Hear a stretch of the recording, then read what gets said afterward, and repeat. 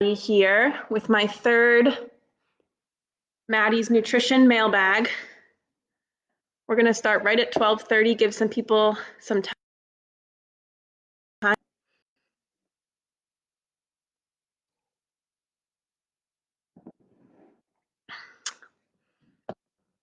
Today's topic is meal planning, meal prepping. So I have a really great resource for you guys that you can use, and I can link the form for it too that you can print out and use. But it's a really great resource for coming up with different meal prep combinations for meals that you actually, look forward to and enjoy. So I'm excited to share that with you all.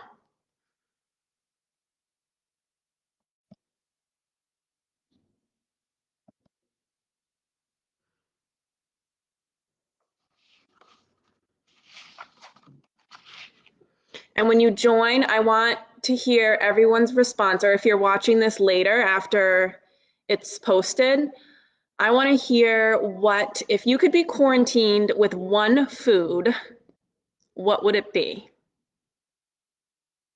I didn't think about what mine would be, but I think now that I'm thinking of it, I think it would be sushi or pizza.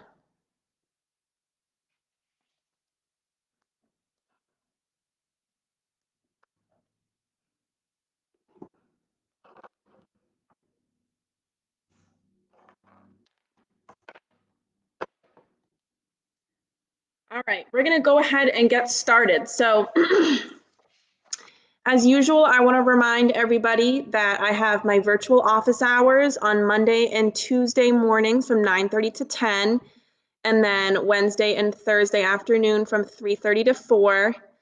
I will post what the number is that you call in, but I'll say it right now as well. So you just dial in 701-802-5073, and then you plug in the dial code, which is 114979. But I will comment that on this video as well. So this is for anybody who just has if you have any specific nutrition questions, it can be anonymous. If you have any nutrition concerns at this time, I have lots of resources on food banks, food pantries, things like that. Or you just want to check in and say hi. I have lots of resources for kids too, for physical activity, things to do with your kids, to continue to get them to try new foods, eat their fruits and veggies, things like that. I'm also doing Wednesday night Zoom classes for kids. So you'll see me post on the Why Without Walls Facebook group. I do those on Wednesday nights at 6 o'clock. So your kids they're completely free. You and your kids can hop on and join that Zoom call. I'll do some sort of physical activity component or a nutrition component. So we'll do yoga together and then talk about, different ways to eat fruits and veggies and why they're so good for us, things like that. So the first question that I've been asked over the past week is vitamin D. This is a good topic for today because it's rainy out. We know that we can get vitamin D from the sun, but we live in New England. So what happens when it's overcast out, or if it's rainy or winter, we're not getting enough vitamin D from the sun? Where can I get it from foods, and how much do I need? So vitamin D isn't present in a lot of foods. We can get it from fortified milk products. So from milk, a lot of the times it has vitamin D added to it, or if a lot of plant-based milks also have vitamin D, as well as some juices. So like orange juice sometimes does. So check that out. Yogurt has it as well. You can get a little bit from mushrooms. Egg yolk also is a good source of vitamin D, as well as fatty fish. So like salmon, tuna, sardines. You can get a cod fish oil supplement that's a really good source of vitamin D. And some cereals are also fortified with it as well. So we need around 600 IU, international units of vitamin D. When you look at the nutrition facts label, when you're looking for vitamin D, it's going to be in micrograms. So 600 IU is equivalent to around 15 micrograms. So one egg yolk can give you about 5% of that. A cup of milk can give you about 15% of your needs, your recommended needs. One serving of yogurt, so 2/3 of a cup, can give you 20%. A can of tuna can give you 12%. A regular 3.5 ounces of salmon can give you, it depends on what kind of salmon, if it's farm raised or not, it can give you 32 to 125%, so that can be a really good source. The cod liver oil that you can get over the counter, 1 teaspoon can give you 56%. And then a cup of mushrooms gives you a little bit, it can give you 1% in a cup. And then 20 minutes in the sun daily, on a sunny day, as it's getting warmer out and we're moving into spring, 20 minutes of sun daily can give you enough vitamin D as well. If you're wondering if you should take a supplement, I would recommend, talking to your doctor first. If your doctor determines that you're vitamin D deficient, then they might recommend that you take a supplement. But I always say, food sources are best. If you can get it through food before a supplement, that's always good. The second question that I've received is there a difference between sea salt, table salt, kosher salt, and pink Himalayan salt? When it comes to sodium-wise or nutrition-wise, there's not a significant difference in sodium content between those four different kinds of salt. Table salt and sea salt, however, are typically iodized, which means they have iodine added in. We need iodine from our diet because it helps with thyroid function. So we need iodine to help produce thyroid hormones. So kosher and pink salt typically are not iodized. And then in terms of if they contain other minerals, sea salt does contain trace amounts of potassium, iron, and zinc. So they contain a little bit of extra minerals, but we can get potassium, iron, and zinc in much larger quantities in other foods.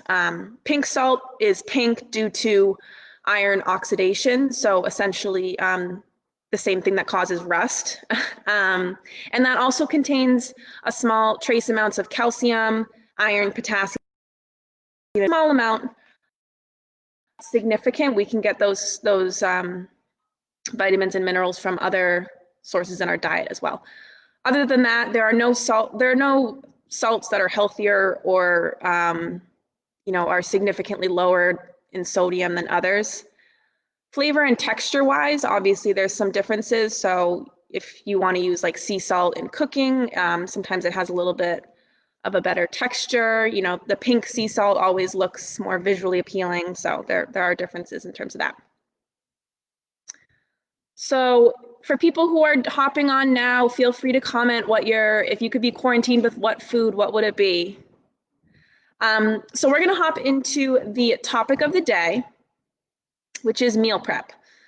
So when I think of meal prep, or I think when a lot of people think of meal prep, they think of boring, maybe baked chicken with rice or broccoli. But it really doesn't have to and shouldn't look like that if that's not something that appeals to you. I think when you correctly meal prep, you can make some meals that are really satisfying, really enjoyable, something that you really look forward to eating and having. It doesn't have to be boring or bland. Meal prep can really kind of set you up for success for your week. It can save you time, it can save you money, it can save you from that moment when you get home from work and you're starving and you just end up eating something that's unsatisfying or something that doesn't make you feel good. Or it can keep you from, when you're driving home from work and you realize that you don't have anything prepared at home, so you stop at a drive-through and get something.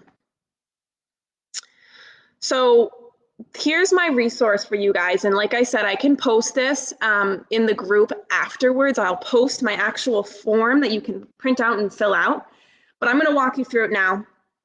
So the first thing that you're going to do is list your top 5 favorite flavors. So this could be like spicy, it could be salty, creamy, sweet. You're going to list out your top 5 favorite flavors of all time, and don't worry about if they're healthy or not. Next to those flavors that you list out, you're going to list 1 to 2 seasonings, spices, or sauces that you like that match that flavor profile. So for example, if I like creamy stuff, I'm gonna list, like, I really like tzatziki and hummus or ranch. If I like spicy stuff, I'm gonna list buffalo sauce and curry. So you're gonna list those out. The next thing that you're gonna do is list your top 3 favorite proteins. So this could be like, you know, chicken if you like chicken, salmon, beans, tofu. You're going to list 3 of your top 5 favorite proteins. They can be plant or animal based. And then you're going to list your top 3 favorite grain or starchy foods. So like rice, pasta, potato, bread, tortilla wrap, pita, whatever it may be. List 3 of those. And then you're going to list your top 3 favorite veggies. So you have that list, and from this list, you're going to pull each week. You're going to pick, for each week, you're going to pick 3 sauces. You're going to pick 1 protein food. You're going to pick 1 of your favorite grain/starch foods, and you're going to pick 1 prepared veggie. And from this, you can mix and match to create 4 different combinations for your meal prep for that week. So I'm going to give you a couple of examples. Say I picked, for my 3 sauces, I picked tzatziki sauce, teriyaki sauce, and pesto. For my protein, I picked grilled chicken. For my grain, I picked quinoa. And for my veggie, I picked sauteed zucchini. So the meals that I came up with, for meal number 1 could be a Mediterranean quinoa bowl with chicken, with sauteed zucchini, topped with tzatziki, and I could add in, you know, some cherry tomatoes or some feta on top. My second meal could be like a fried rice type dish where with quinoa, chicken, tossed in teriyaki sauce with sauteed zucchini, and then I'd add in like a frozen stir fry veggie mix. My third meal could be like an Italian style meal with pesto, chicken, zucchini, and quinoa, and then I could add mozzarella to that. My fourth meal could be a Mediterranean wrap where I could add in the chicken, the quinoa, zucchini, and then the tzatziki sauce. And then I could add in, like, you could add in hummus or cucumber or cherry tomatoes, something like that. So I think this is a great resource for, you know, with just those 4 ingredients, I made 4 completely different style meals. And I added in a little bit here or there to kind of amp it up a little bit. But I think it's a great resource for making sure that your meal prep isn't boring and is something, you know, it's really important that your food, that you're enjoying it, and that it's something that you really look forward to eating and that satisfies you. So comment below if anybody has any questions or you want some other meal prep ideas, and I will be back here next Friday for another Maddie's Nutrition mailbag on Friday, May 8th at 12:30. So in the meantime, email me at mvandussen@ymcasc.org with any questions. If you want any more information, I'm here for you. You can message me on Facebook, and I look forward to talking to you next week.